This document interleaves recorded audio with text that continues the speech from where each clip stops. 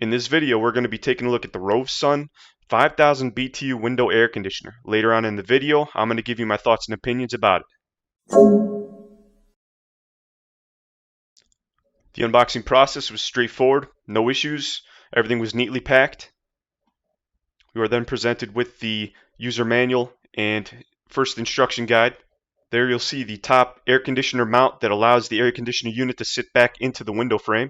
You also have a pamphlet that tells you not to drill holes in the bottom of the unit, which I found quite odd because it looks like the unit actually does have a drain port. You also have the energy saver pamphlet along with the side panels to keep the elements and bugs out of the living space, along with the hardware that allows you to further fortify and screw the unit into the window frame. All in all, the setup and installation process was on par with all the rest of the units within my testing. I really do like the sleeves that slide on each side of the unit instead of having to use screws, because not only does the toolless design cut down on time, it really does make it a lot easier to do the setup. Alright, so here's a quick look of the air conditioner installed in the window. We have the safety circuit breaker plug. We have the two dials on the left going from min cool to max cool. There's 7 levels.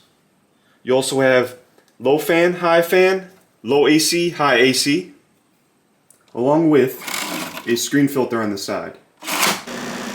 Alright, so right now I'm taking a shot of the side view. There's some sort of rattling going on.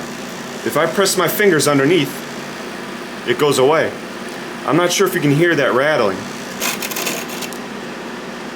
When I take out that filter, the rattling stops, so it has something to do with this filter.